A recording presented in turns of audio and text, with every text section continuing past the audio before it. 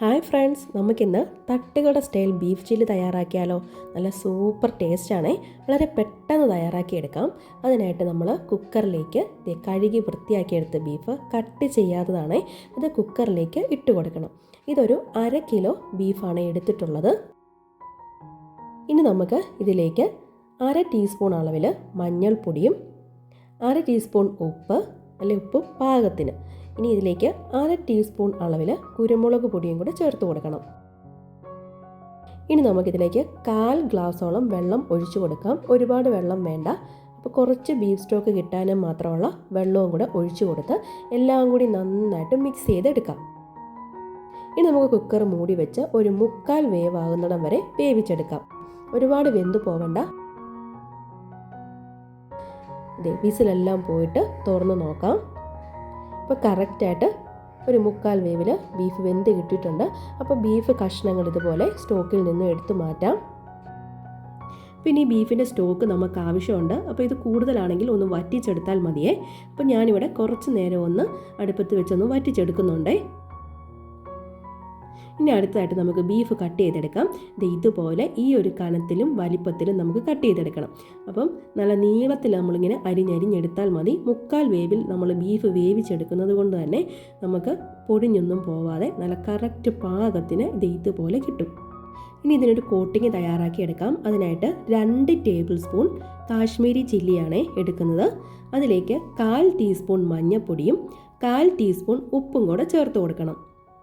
ഇനി നമ്മളിതിലേക്ക് 1/2 ടീസ്പൂൺ അളവിൽ ഗരം മസാല ഇട്ട് കൊടുക്കണം. ഇത് വീട്ടിൽ പൊടിച്ച ഗരം മസാല ആയതുകൊണ്ടാണ് 1/2 ടീസ്പൂൺ എടുത്തത്. ഇനി 1 ടേബിൾ സ്പൂൺ അളവിൽ ഇഞ്ചി വെളുത്തുള്ളി പേസ്റ്റ് ആക്കിയതും കൂടെ ചേർത്ത് കൊടുത്തിട്ട് ഒരു മുട്ട കൂടെ നമുക്കിതിലേക്ക് പൊട്ടിച്ചിട്ട് കൊടുക്കാം.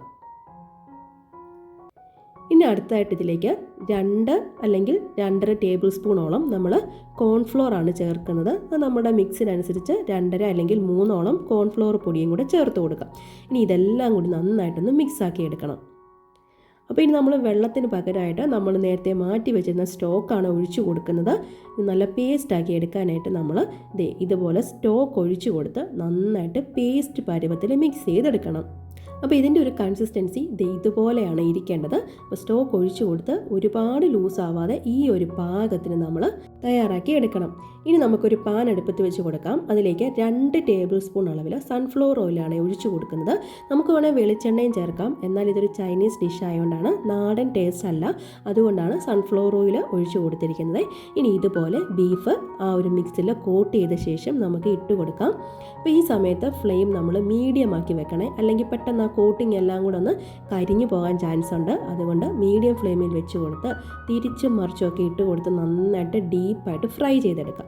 ലാസ്റ്റ് ഇതുപോലെ ഒരു പിടി കറിവേപ്പിലയും അതോടൊപ്പം തന്നെ 3 പച്ചമുളകൊന്ന് ചെറുതായിട്ട് കട്ട് ചെയ്തതും കൂടെ ഇട്ട് കൊടുത്ത് നമുക്കെല്ലാം കൂടിയിട്ട് വറുത്ത് കോരിയെടുക്കാം. നമ്മൾ ഈ രീതിയിൽ എടുക്കുന്നതാണ് നമ്മൾ ബീഫ് ഡ്രൈ ഫ്രൈ ആയിട്ട് വേണമെങ്കിൽ നമുക്ക് കഴിക്കാം. ഇത് കണ്ടില്ലേ, ഇങ്ങനെ തയ്യാറാക്കുന്നതാണ് ബീഫ് ഡ്രൈ ഫ്രൈ. ഇങ്ങനെ വേണമെങ്കിൽ നമുക്കിത് കഴിക്കാവേ. പക്ഷേ നമ്മൾ ബീഫ് ചില്ലി തയ്യാറാക്കാനായിട്ട് നമുക്കിത് മാറ്റിയ ശേഷം ഇതേ ഓയിലിലേക്ക് തന്നെ നമ്മൾ ഒരു സവാള ചതുരത്തിന് കട്ട് ചെയ്തത് ഇട്ട് കൊടുക്കണം. ഇപ്പോൾ നമ്മൾ ഫ്ലെയിം ഫുള്ളിൽ വെച്ചിട്ട് വേണേ ബാക്കി കുക്ക് ചെയ്യാനായിട്ട്. ഇനി നമ്മൾ ക്യാപ്സിക്കം, ഒരു ക്യാപ്സിക്കത്തിൻ്റെ പകുതി ഇതുപോലെ സ്ക്വയറായിട്ട് കട്ട് ചെയ്തതും കൂടെ ഇട്ട് കൊടുത്തിട്ട് എല്ലാം കൂടി പെട്ടെന്ന് തന്നെ ഫ്ലെയിം കൂട്ടി വെച്ചിട്ടൊന്ന് വാട്ടിയെടുക്കണം. ഇതിലേക്ക് ഒരു പച്ചമുളകും കൂടെ ചേർത്ത് കൊടുക്കുന്നുണ്ട്. ഇത് ആവശ്യമുണ്ടെങ്കിൽ മാത്രം ചേർത്താൽ മതി, ഓപ്ഷണലാണ്. അപ്പോൾ ഇതെല്ലാം കൂടെ ഫ്ലെയിം കൂട്ടി വെച്ച് നന്നായിട്ടൊന്ന് വാടി വരുമ്പം നമുക്കിതിലേക്ക് 1 ടേബിൾ സ്പൂൺ സോയാ സോസും 2 ടേബിൾ സ്പൂൺ അളവിൽ ചില്ലി സോസും കൂടെ ഒഴിച്ചു കൊടുക്കണം. ഇനി ഇതിലേക്ക് 2 ടേബിൾ സ്പൂൺ ടൊമാറ്റോ സോസ് അല്ലെങ്കിൽ കച്ചപ്പായാലും മതിയെ, 2 ടേബിൾ സ്പൂൺ ടൊമാറ്റോ സോസ് കൂടെ ഒഴിച്ചു കൊടുത്ത് എല്ലാം ഒന്ന് മിക്സാക്കി എടുക്കാം. ഇതെല്ലാം ഒന്ന് മിക്സായി വരുമ്പോൾ നമ്മൾ മാറ്റി വെച്ചിരുന്ന ബീഫിൻ്റെ സ്റ്റോക്കില്ലേ, അതും കൂടെ നമുക്കിനി ഇതിലേക്ക് ഒഴിച്ചു കൊടുക്കാം. അപ്പോൾ ഇതെല്ലാം കൂടെ ഒന്ന് മിക്സാക്കി എടുക്കണേ. ഇനി ഒരു മീഡിയം ഫ്ലെയിമിൽ വെച്ച് കൊടുത്തിട്ട് എല്ലാം ഒന്ന് മിക്സ് ആക്കി എടുക്കാം. അപ്പോൾ ഇതുപോലൊന്ന് തിളച്ച് തുടങ്ങും. ഈ സമയത്ത് നമുക്ക് ഫ്രൈ ചെയ്ത് വെച്ചിരുന്ന ബീഫ് ഇതിലേക്ക് ഇട്ട് കൊടുക്കാം. ഇനി ഇതെല്ലാം കൂടി ഒന്ന് നന്നായിട്ട് മിക്സ് ആക്കി എടുക്കാം. അപ്പോൾ ഇത്രയേ ഉള്ളൂ. ഇതാണ് ബീഫ് ചില്ലി. തട്ടുകടയിലൊക്കെ കിട്ടുന്ന ബീഫ് ചില്ലിയാണ്. വേണേ നമ്മുടെ അടുത്ത് നമ്മുടെ വൈറ്റ് കളറ് എള്ള ഉണ്ടെങ്കിൽ അതുകൂടി ഇട്ട് കൊടുക്കുകയാണെങ്കിൽ ഒന്നുകൂടെ കാണാൻ നല്ലതായിരിക്കുമേ. അപ്പം നല്ല തട്ടുകട സ്റ്റൈലിൽ ബീഫ് ചില്ലി ഇവിടെ റെഡി ആയിട്ടുണ്ട്.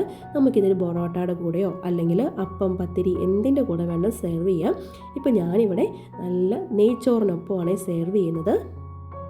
അപ്പോൾ എപ്പോഴും ഒരുപോലെ തയ്യാറാക്കാതെ ഇതുപോലെ വെറൈറ്റി ആയിട്ടൊക്കെ ഒന്ന് ചെയ്ത് കൊടുത്താൽ എല്ലാവർക്കും ഒരുപാട് ഇഷ്ടമാകും.